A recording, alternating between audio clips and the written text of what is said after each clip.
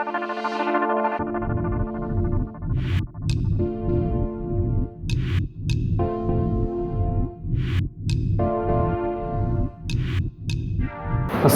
عليكم ورحمة الله وبركاته.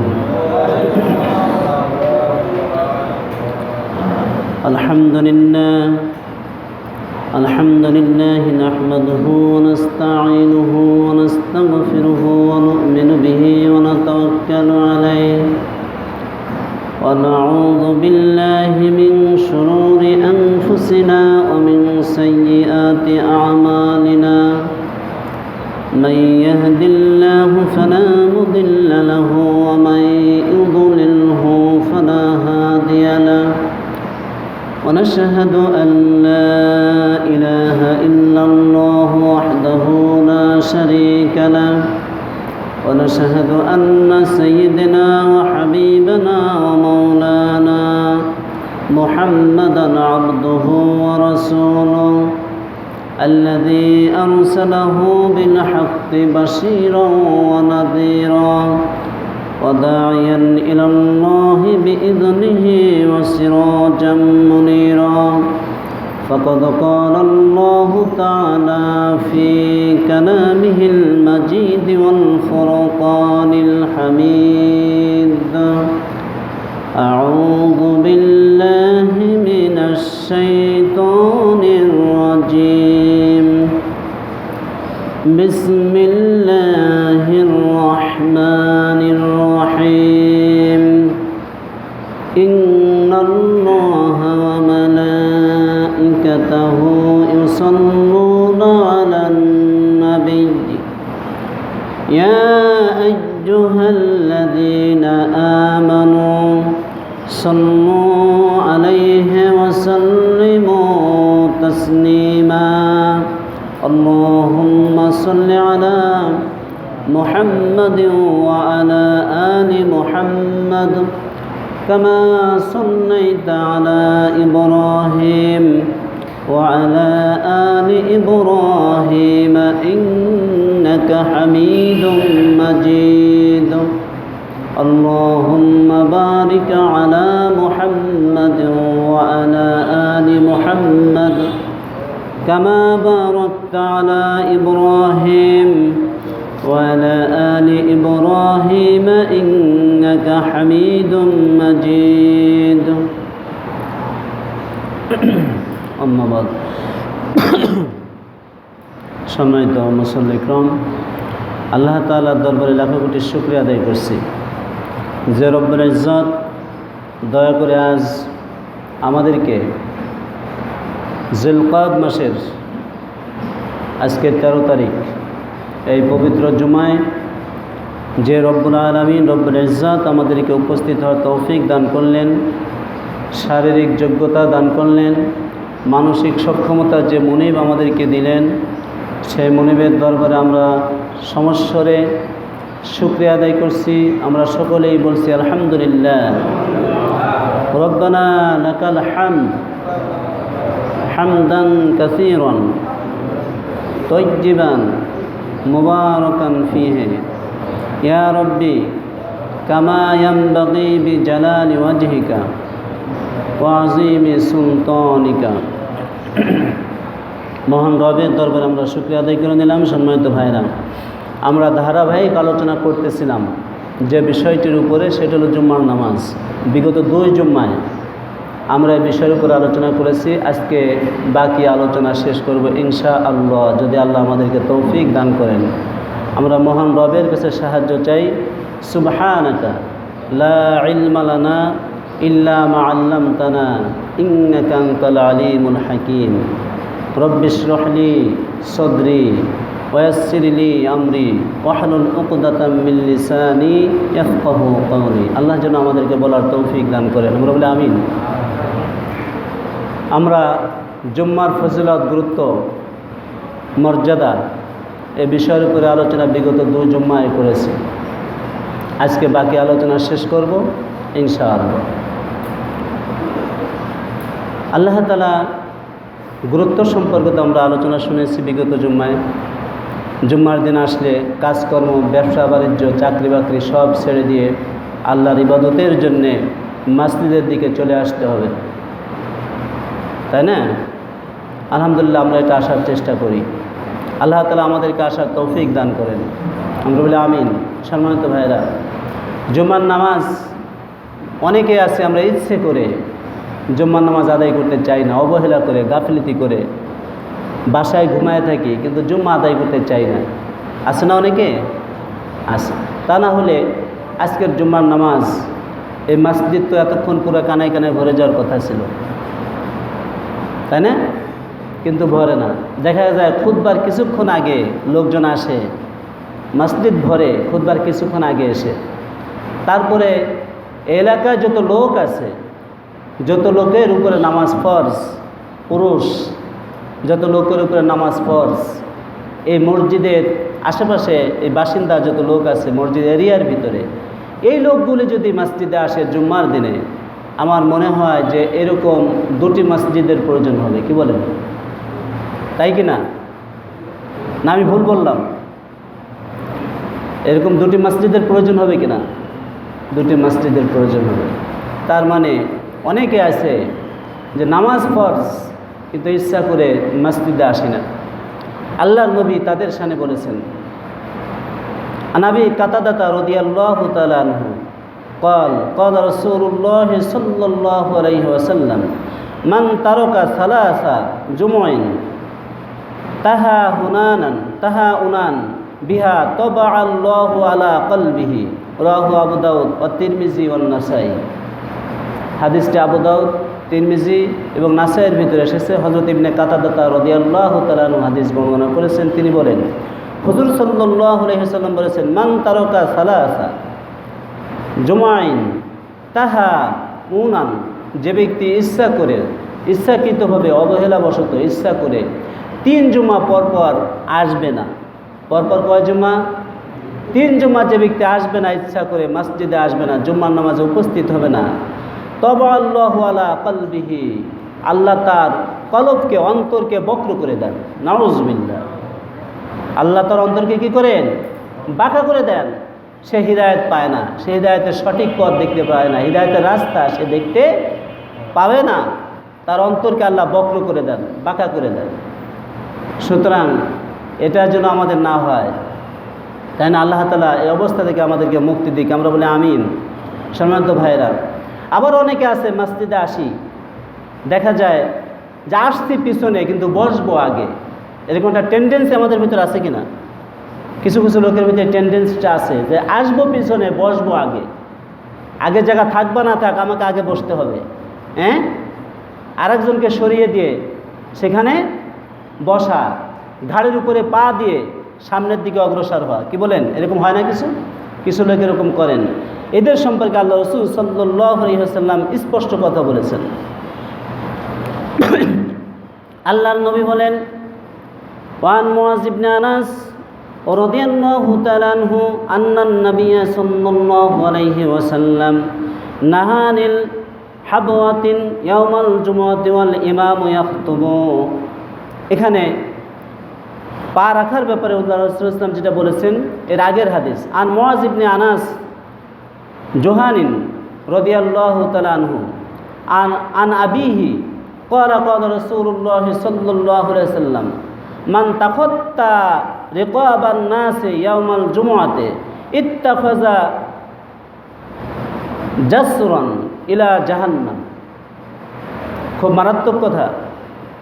আল্লাহ রাসূল সাল্লাল্লাহু আলাইহি ওয়াসাল্লাম বলেছেন, যে ব্যক্তি জুম্মার নামাজের দিনে মানুষের ঘাড়ের উপরে পা দিয়ে সামনের দিকে আসার চেষ্টা করবে, মানুষের ঘাড়ের উপরে পা বাড়িয়ে সামনের দিকে আসার চেষ্টা করবে, আল্লাহ রাসূল সাল্লাল্লাহু আলাইহি ওয়াসাল্লাম বলেছেন যে কিয়ামতের দিন তাকে ইত্তাখাযা জাসরান ইলা জাহান্নাম, তার ঘাড় ব্যবহার করা হবে জাহান্নামের সিঁড়ি হিসেবে। নাউজুবিল্লাহ। তার এই ঘাড় জাহান্নামের সিঁড়ি হিসেবে ব্যবহার করা হবে কিয়ামতের দিনে। সুতরাং এই টেন্ডেন্সি যদি আমাদের ভিতরে থেকে থাকে তাহলে এটাকে ছাড়া দরকার। কে বলেন? এটাকে ছেড়ে দেওয়া দরকার। জুম্মার দিনে, আগের জুম্মা আলোচনা করেছি যে জুম্মার দিনে আসবেন, গোসল করে সুন্দর জামা কাপড় পরে জুম্মার দিনে আসবেন, তাসবিহ পাঠ করতে করতে জুম্মার দিনে আসবেন, যেখানে জায়গা পান সেখানেই বসে পড়েন, যেখানে জায়গা পান সেখানেই বসে পড়েন, সেখানে জায়গা পেলেন সেখানেই বসে পড়বেন। এরপরে যত রাকাত নামাজ পড়ার সুযোগ পান নামাজ পড়বেন, নামাজ আদায় করবেন। নামাজ আদায় করার পরে বসে ইমামের খুতবা শুনবেন। আল্লাহ রসুল সাল্লাল্লাহু আলাইহি ওয়াসাল্লাম বলেন যে তার আমল নামায় আল্লাহ রসুল ইসলাম আল্লাহর ফেরেশতারা তার আমল নামা লিখতে থাকে যতক্ষণ পর্যন্ত না নামাজ শেষ হয়। সম্মানিত ভাইরা, সুতরাং এই কাজ করা যাবে না।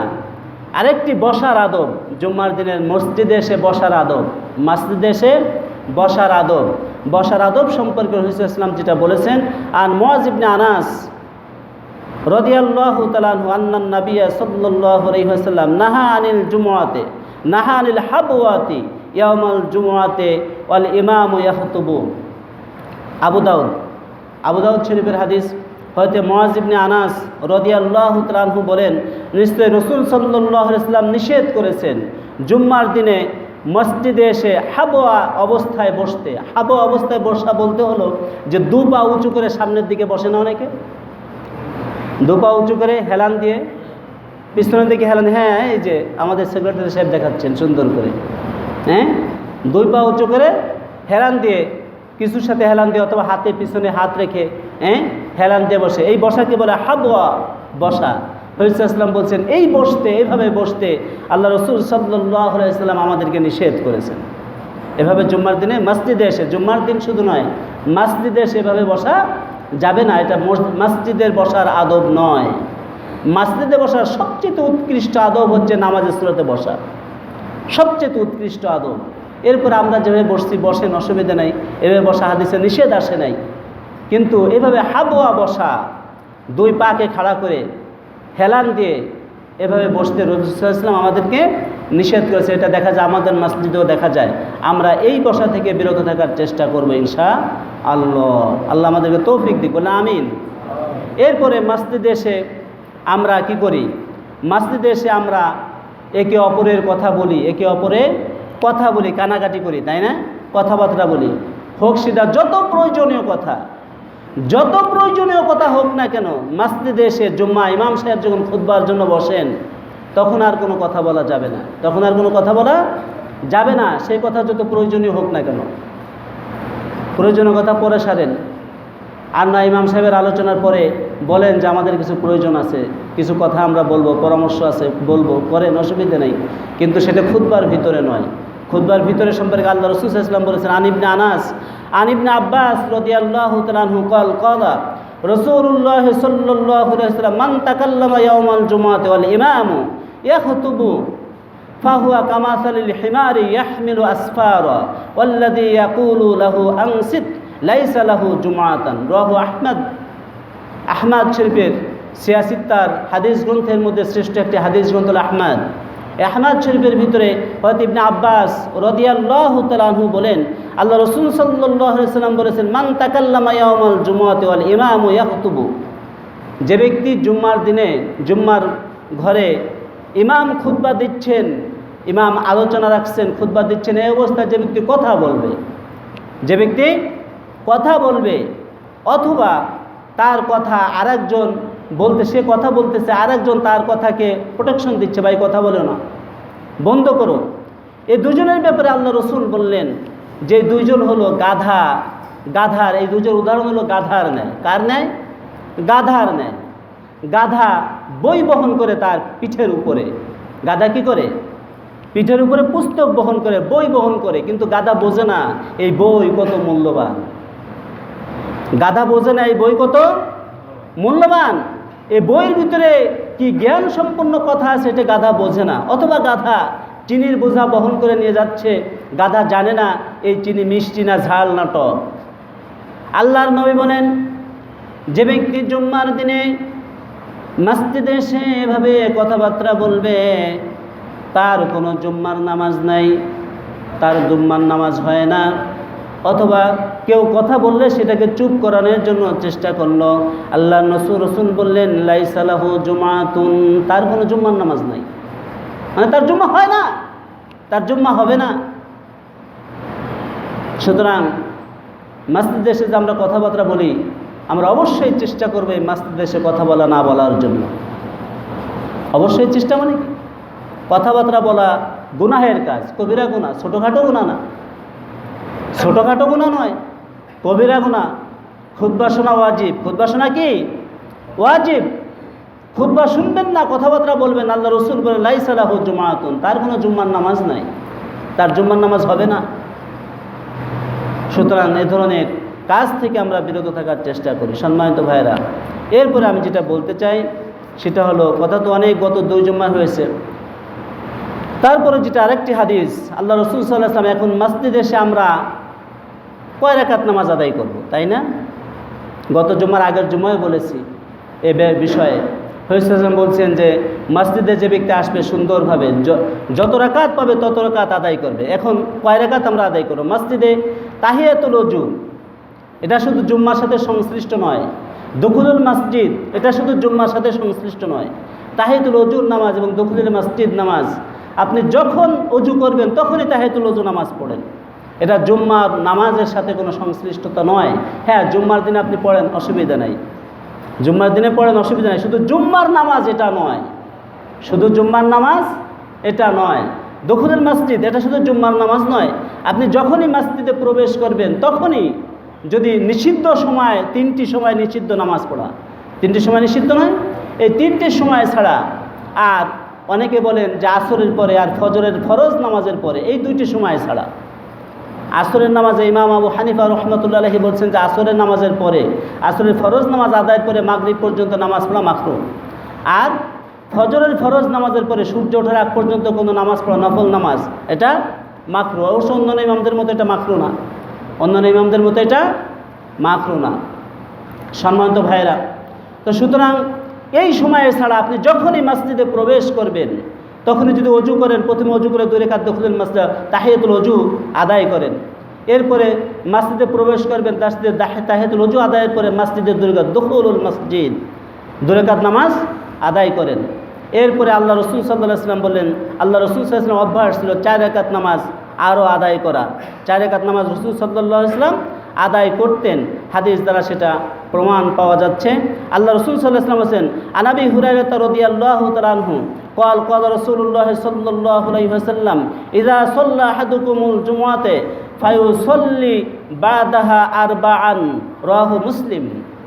আল্লাহ রাসূল সাল্লাল্লাহু আলাইহি ওয়াসাল্লাম বলছেন, যখন তোমরা জুম্মার নামাজের জন্য আসবে, জুম্মার নামাজের পরে, বাদাহা উহার পরে, বাদা কবলা হলো পূর্বে, বাদা হলো পরে, বাদা হলো পরে, কবলা হলো পূর্বে, পূর্বের নামাজ আর পরের নামাজ, পূর্বের নামাজ আর পরের নামাজ। ইহার পরে জুম্মার নামাজের পরে যেন 4 রাকাত নামাজ আদায় করো। 4 রাকাত নামাজ আদায় করো। হাদিসটি মুসলিম শরীফ থেকে নেওয়া হয়েছে, 4 রাকাত নামাজ আদায় করো। আরেকটি হাদিস পাশাপাশি আছে, সেটা হলো আন ইবনে ওমর রাদিয়াল্লাহু তাআলা আনহুমা আন্নান নবী সাল্লাল্লাহু আলাইহি ওয়াসাল্লাম কানা লা ইউসাল্লি বাদাল জুমআতি হাত্তা ইয়ানসরিফু ইউসাল্লি রাকাতাইনে ফামা রাকাতাইনে ফি বাইতিহি রাহু মুসলিম। মুসলিম শরীফে আরেকটি হাদিস, হযরত ওমর ইবনুল খাত্তাব, হয়তো ওমর রাদিয়াল্লাহু তাআলা আনহু বর্ণনা করেছেন, তিনি বলেন লা ইউসাল্লি বাদাল জুমআতি, আল্লাহ রাসূল সাল্লাল্লাহু হাত্তা ইয়ানসরিফু ইউসাল্লি রাকাতাইনে ফি বাইতিহি। হুজুর ইসলাম জুম্মার নামাজ আদায়ের করে, ফরজ নামাজ আদায়ের করে ঘরে না ফিরে, ঘরে ফিরে 2 রাকাত নামাজ আদায় করতেন। কয় রাকাত? 2 রাকাত নামাজ আদায় করতেন। ঘরে ফিরে 2 রাকাত নামাজ আদায় করতেন। কেন ঘরে ফিরে 2 রাকাত নামাজ আদায় করতেন? তার কারণ সম্পর্কে রাসূল সাল্লাল্লাহু আলাইহি ওয়াসাল্লাম আরেকটি হাদিস বলেছেন। আল্লাহর নবী বলেন, আন ইবনে ওমর রাদিয়াল্লাহু তাআলা আনহুমা আনিন নবী সাল্লাল্লাহু আলাইহি ওয়াসাল্লাম ক্বালা ইজআলু মিন সলাতিকুম ফি বুয়ুতিকুম ওয়ালা তাত্তাখিযুহা কুবুরা। তোমরা তোমাদের ঘরে কিছু নামাজ আদায় করো, ঘরের জন্য কিছু নামাজ তোমরা রেখে দাও, কারণ ঘরকে কবরস্থানে পরিণত করো না। ঘরকে কি করো না? কবরস্থানে পরিণত করো না। এই হাদিস থেকে প্রমাণ পাওয়া যায়, এবং অন্যান্য আরও অনেক হাদিস আছে যে হুজুর সাল্লাল্লাহু আলাইহি ওয়াসাল্লাম ফরজ নামাজ বলতেন যে তোমরা ফরজ নামাজ মসজিদে আদায় করবে, আর সুন্নাত নামাজ কোথায় পড়বে? সুন্নাত এবং নফল বাসায় পড়বে। সুন্নাত এবং নফল নামাজগুলি কোথায় আদায় করবে? বাড়িতে, বাসায়। কারণ এর ভিতরে অথেন্টিক কিছু কথা আছে, আপনার কথা আছে, সেটা হলো আপনার বাসায় ছোট ছোট ছেলে মেয়ে থাকে না? আমার মেয়ের বয়স, ছোট মেয়ের বয়স 1 বছর কয়েকদিন, 1 বছর কয়েকদিন, ছোট মেয়ে। আলহামদুলিল্লাহ, এখন আমরা তো নামাজ পড়ি, ও তো দেখে, ও করে কি এখনও সিজদা দিতে পারে না, নিচু হয়, 2 হাত রেখে নিচু হয় এভাবে। 1 বছর বয়স মেয়ের, সে যদি এটা নকল করতে পারে যে আমার আব্বু আমার আম্মু কি করে, আমার বোন আমার ভাই কি করে, সেটা নকল করে, তাই না? তা বড় ছেলে মেয়ে যারা একটু বড় হয়েছে, আরও বয়স বেশি, কথাবার্তা শিখেছে, আপনার আচার আচরণ সে খুব কাছ থেকে দেখতেছে, কারণ সন্তানের পিতামাতা যা করবে সন্তানের উপর সেটা তাসির হবে, সন্তানের উপর সেটা তাসির হবে। আপনি বাসায় 1 রাকাত নামাজও পড়বেন না, সব মসজিদে পড়বেন, আপনার সন্তান আপনাকে দেখে কি শিখবে, তাই না? আপনার সন্তান আপনাকে দেখে কি শিখবে?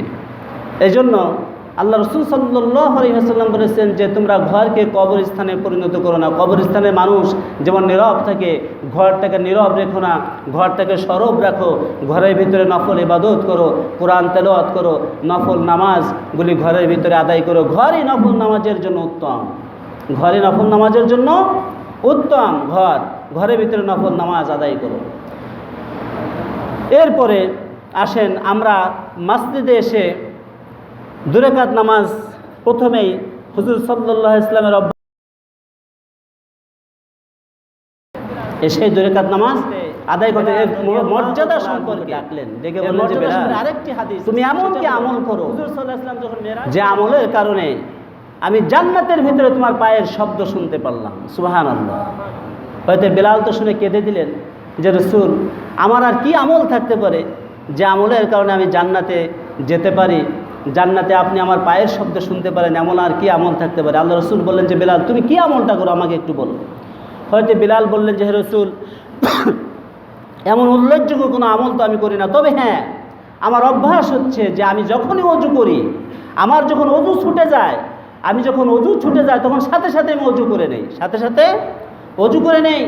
আর যখনই অজু করি তখনই 2 রাকাত নামাজ আদায় করি, অজু করার সাথেই 2 রাকাত নামাজ আদায় করি। আর যখনই মসজিদে প্রবেশ করি, যতবার আমি মসজিদে প্রবেশ করি ততবার 2 রাকাত নামাজ আদায় করি, দখলের মসজিদ 2 রাকাত নামাজ আদায় করি ততবার।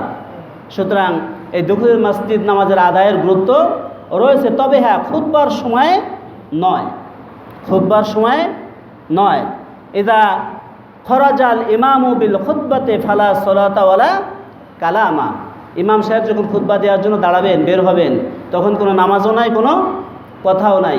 আরেকটি হাদিস যেটা পাওয়া যায় দলিল হিসেবে, যেটা পেশ করা হয় যে যে সময় হোক ইমাম সাহেব খুতবা দিচ্ছেন তখনও নামাজ পড়তে হবে মসজিদে আসলে, সেই হাদিসটি আমি আপনাদের সামনে ব্যাখ্যা সহ পেশ করতেছি।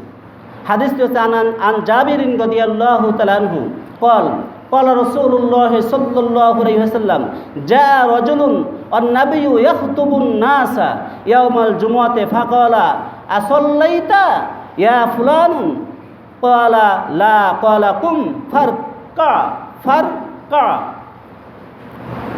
হাদিসটি আপনার বুখারীতে এসেছে এবং নাসাইতে হাদিসটি বিস্তারিতভাবে এর বর্ণনা এসেছে। হাদিসটির সম্পর্কে আল্লাহ রাসূল সাল্লাল্লাহু আলাইহি ওয়াসাল্লাম বলছেন, আন জাবির, হয়তো জাবির রাদিয়াল্লাহু আনহু হাদিসটি বর্ণনা করেছেন। তিনি বলেন যে জা রাজুলুন ওয়ান নাবিয়্যু ইয়াখতুবুন নাসা ইয়াওমাল জুমআত, এক ব্যক্তি আসলো মসজিদে, এক ব্যক্তি মসজিদে প্রবেশ করলো। আর এ সময় আল্লাহ রাসূল সাল্লাল্লাহু আলাইহি ওয়াসাল্লাম ইয়াখতুবুন নাসু ইয়াওমাল জুমআত, এই সময় রাসূল সাল্লাল্লাহু আলাইহি ওয়াসাল্লাম মানুষদের উদ্দেশ্যে জুমার খুতবা দিচ্ছিলেন, মানুষদের উদ্দেশ্যে জুমার খুতবা দিচ্ছিলেন। এমন সময় এক ব্যক্তি মসজিদে প্রবেশ করলো। আল্লাহ রসুল তাকে বললেন, তুমি কি সলাত আদায় করেছো? লোকটি জবাব দিল, না আমি সলাত আদায় করিনি। হুজুর বললেন, দাঁড়াও, 2 রাকাত সলাত আদায় করো, 2 রাকাত সলাত আদায় করো। লোকটি দাঁড়িয়ে 2 রাকাত সলাত আদায় করলো। এই ব্যক্তির বর্ণনাটা নাসাই শরীফের ভিতরে এসেছে এভাবে, লোকটির নাম সহ এসেছে। লোকটির নাম হলো হযরতে সুলাইক গিফতানি রাদিয়াল্লাহু তাআলা আনহু, হযরতে সুলাইক গিফতানি, আপনারা নামটা কোট করতে পারেন, হযরতে সুলাইক গিফতানি রাদিয়াল্লাহু তাআলা আনহু এই লোকটার নাম। যে লোকটা এসেছিল, এই লোকটি ছিল একজন গরিব মানুষ, এই লোকটি ছিল একজন গরিব মানুষ। গরিব মানুষ রাসূলের কাছে এসে কিছু অনুদানের জন্য আকুতি মিনতি করলেন। রাসূল সাল্লাল্লাহু আলাইহি ওয়াসাল্লাম বাড়িতে এসে রাসূল সাল্লাল্লাহু আলাইহি ওয়াসাল্লামের কাছে কিছু আকুতি মিনতি করলেন কিছু অনুদানের জন্যে। আল্লাহ রসুল বললেন, তুমি মসজিদে এসো, তুমি মসজিদে এসো। লোকটি মসজিদে এসলো, তখন রসুল খুতবা দিচ্ছিলেন। এর ভিতরে লোকটি প্রবেশ করলো। ওই যে যা রজুলুন, এক ব্যক্তি আসলো। এই ব্যক্তিটা কে? এই ব্যক্তি হচ্ছেন হযরতে সুলাই গিফতানি রাদিয়াল্লাহু তাআলা আনহু। এই ব্যক্তিটা আসলো। নাসাইয়ের ভিতরে হাদিসটি এভাবে বর্ণনা করা হয়েছে। লোকটি আসার পরে আল্লাহ রাসূল সাল্লাল্লাহু আলাইহি ওয়াসাল্লাম লোকটি যখন মসজিদে প্রবেশ করলেন, হুজুর সাল্লাল্লাহু আলাইহি ওয়াসাল্লাম যখন জুম্মার খুতবা দিচ্ছিলেন, লোকটি তখন মসজিদে প্রবেশ করলো। আল্লাহ রাসূল তাকে জিজ্ঞাসা করলেন, তুমি কি সালাত আদায় করেছো? লোকটি বলল যে না, আমি সালাত আদায় করিনি। হুজুর বললেন, তুমি দাঁড়াও, দাঁড়িয়ে 2 রাকাত সালাত আদায় করো। সালাত আদায় করো, তবে সালাতটা সংক্ষিপ্তভাবে করো। সালাতটা সূরা সংক্ষিপ্তভাবে আদায় করো। ছোট ছোট সূরা পড়ে আদায় করো সংক্ষিপ্তভাবে। বর্ণনায় লেখা হয়েছে হাদিসের ব্যাখ্যায় যে এই লোকটি ছিল গরিব মানুষ। আল্লাহ রসুলের কাছে সাহায্যের জন্য আসলেন। রসুল তাকে দাঁড়িয়ে 2 রাকাত নামাজ আদায় করতে বললেন, কারণ লোকজন তাকে দেখুক। এই লোকটির অভাবী, এই লোকটির সাহায্যের প্রয়োজন। এই লোকটির কিসের প্রয়োজন? সাহায্যের প্রয়োজন। লোকেরা যেন, মুসল্লিরা যেন তাকে দেখে বুঝে যে এই লোকটির সাহায্যের প্রয়োজন। এই ব্যক্তিকে আল্লাহ রসুল এসে 2 রাকাত নামাজ আদায় করার জন্য বলেছিলেন। তাছাড়া আল্লাহ রসুল বললেন যে ইমাম সাহেব যখন খুতবার জন্য দাঁড়ান, তখন কোনো নামাজও নাই, কোনো কথাও নাই। সম্মানিত ভাইরা, তাহলে আমার মনে হয় যে হাদিসের আপনাদের ভিতরে যে সমস্যাগুলি আছে, এই প্রমাণ তথ্য থেকে বোঝা যায় যে হাদিসের আমাদের ভিতরে যে সমস্যা আছে, সমস্যার সমাধান হয়ে যায়। কি বলেন? সমস্যা কি থাকে না? সমস্যা থাকে না। এজন্য ফাসাদ সৃষ্টি করা যাবে না। ফাসাদ সৃষ্টি করা যাবে না। আমি যেটা বলবো এটাই সঠিক, এই কথা মনের ভিতরে চিন্তা করা, এটা অহংকারী একটি মনোভাব। অহংকারী মনোভাব করা ঠিক নয়, তাই না? আমি যেটা বলবো সেটাই সঠিক, সব ভুল, এই চিন্তা করা ঠিক নয়। সম্মানিত ভাইরা, হাদিসের অনেক রেফারেন্স রয়েছে। এ সম্পর্কে আরও আলোচনা করলে করা যাবে, কিন্তু সময় আমাদেরকে যেটা বলতেছে সেটা আর সময় আমরা দিতে পারছি না।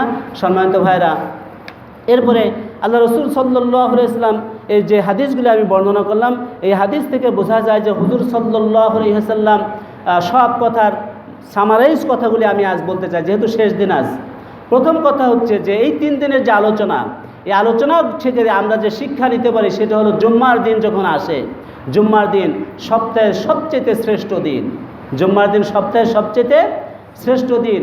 যেমন শ্রেষ্ঠ মাস হচ্ছে রমজান। মাসের মধ্যে শ্রেষ্ঠ মাস কোনটা? রমজান। সপ্তাহের মধ্যে শ্রেষ্ঠ দিন হচ্ছে জুম্মার দিন। জুম্মার দিনের সূর্য আর কোনো সপ্তাহের সূর্য এত সম্মানিত নয়, এত মর্যাদাশীল নয় যেদিন জুম্মার দিনে সূর্য উদিত হয়। কি বলেন? সম্মানিত পারে। সুতরাং জুম্মার দিনে আমরা আগের থেকে প্রস্তুতি নিব। আর জুম্মার দিন কাজবাজ আগের থেকেই সংক্ষিপ্তভাবে করে সেরে আপনার 12টা বেজে গেলে আর কোনো কাজে যেন আমরা হাত না দেই, প্রস্তুতি নিব জুম্মার জন্যে। এটা হলো 1 নম্বর শিক্ষা। কারণ আল্লাহ যে বলছেন ইযা নুদিয়া লিস-সালাতি মিন ইয়াউমিল জুমআতি ফাসআউ ইলা যিকরিল্লাহ। ফাসআউ যে শব্দটা আল্লাহ তাআলা ব্যবহার করেছেন, ফাসআউ শব্দের অর্থ হচ্ছে মনের ভিতরে ক্ষিপ্ততা আনা, মনের ভিতরে কি আনা? অন্তরকে চঞ্চল করো। হযরতে কাতাদা রাদিয়াল্লাহু তাআলা এই আয়াতের ব্যাখ্যা করেছেন, তোমরা অন্তরকে চঞ্চল করো এবং প্রস্তুতিতে ক্ষিপ্ততা আনয়ন করো, এবং তোমরা যথাসময়ে নামাজের জন্য মসজিদে চলে আসো, যথাসময়ে নামাজের জন্য বের হয়ে যাও। সুতরাং ভাইরা, 1 নম্বর শিক্ষা হচ্ছে যে আমরা জুম্মার দিনে কোনো কাজকর্ম তো করবই, কিন্তু আগে ভাগে কাজকর্ম সেরে জুম্মার নামাজের জন্য আজানের আগের থেকে প্রস্তুতি নিয়ে যাতে আগে ভাগে মসজিদে আসতে পারি। কারণ মসজিদে আসলে আগে লাভ না ক্ষতি? লাভ।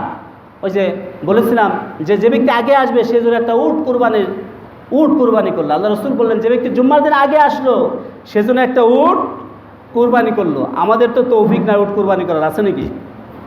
অনেকেরই নাই। কি বলেন? থাকতে পারে, আছে আলহামদুলিল্লাহ, কিছু লোকের থাকতে পারে, কিন্তু একটা উটের দাম তো 5 লক্ষ টাকা, 5-6 লক্ষ টাকা একটা উটের দাম, তাই না? আল্লাহ রসুল বললেন যে ব্যক্তি মসজিদে আগে আসবে সেজন্য একটা উট কুরবানি করলো, উট কুরবানির সওয়াব সে পেল। যে ব্যক্তি 2য় নম্বরে আসবে সে একটি গরু কুরবানির সওয়াব পাবে। 3য় নম্বরে যে ব্যক্তি আসবে সে একটি ছাগল কুরবানির সওয়াব পাবে। এভাবে যে পরে আসবে একটি ছাগল, তারপরে একটা মুরগি সে সদকা করার সওয়াব পাবে, একটি ডিম সদকা করার সওয়াব পাবে। এভাবে সওয়াব যত পরে আসবে তত কমতে থাকবে। আগে আসলে বাড়বে, পরে আসলে কমবে। এখন আগে আসা উচিত না পরে আসা উচিত? আগে আসা উচিত। আল্লাহ তাআলা আমাদের তৌফিক দিক, আমরা যেন আগে ভাগে মসজিদে আসতে পারি, বলে আমিন। 3 নম্বর শিক্ষা যেটা, 2 নম্বরে যেটা সেটা হচ্ছে যে মসজিদে আসবো, আগে ভাগে আসার চেষ্টা করব, কারো জায়গা দখল করার চেষ্টা করব না। কি বলেন? কেউ বসে আছে, তাকে সেখান থেকে সরানোর চেষ্টা করব না, সেখান থেকে সরানোর চেষ্টা করব না। যেখানে জায়গা পাই সেখানেই বসে পড়ব, বসে সালাত আদায় করব, তাই না? সম্মানিত ভাইরা, এই কথাগুলি বুঝে, আর জুম্মার দিনে বলেছিলাম যে জুম্মার দিনে আল্লাহ তাআলা দোয়া কবুলের জন্য আদায় করেছেন। জুম্মার দিনে কি হয়? দোয়া কবুল হয়। দোয়া কবুল হওয়ার কয়েকটি সময় বলেছেন। একটি সময় হলো খুতবার ভিতরে, খুতবার ভিতরে দোয়া কবুল হয়। খুতবার ভিতরে আল্লাহ সাল্লাম হাত তুলে দোয়া করেছেন, হাদিসে সে প্রমাণও পাওয়া যায়। খুতবার ভিতরে বৃষ্টির জন্য আল্লাহ সাল্লাম হাত তুলে দোয়া করেছেন, বৃষ্টির জন্য হাত তুলে, হাত উঁচু করে দোয়া করেছেন খুতবার ভিতরে। তো খুতবার ভিতরে দোয়া হয়, এই দোয়ার ভিতরে আপনারা হাত উঁচু না করে কিন্তু মনে মনে আমিন বলা উচিত। খুতবার ভিতরে যখন দোয়া হয়, সানি খুতবায় বিশেষ করে, মনে মনে আমিন বলা উচিত। হাত উঁচু করেন, অসুবিধা নাই, আমিন বলেন চুপে চুপে, অসুবিধা নাই, চুপে চুপে আমিন বলেন। কারণ ওই আমিনের সাথে, আপনার আমিনের সাথে ফেরেশতাদের আমিন যদি মিশে যায়, আপনার কিসমত ভালো হয়ে যেতে পারে। সম্মানিত ভাইরা, এটা চেষ্টা করব। আর 3 নম্বর আদব যেটা চেষ্টা করব সেটা হলো খুতবার সময় কোনো কথা বলবো না।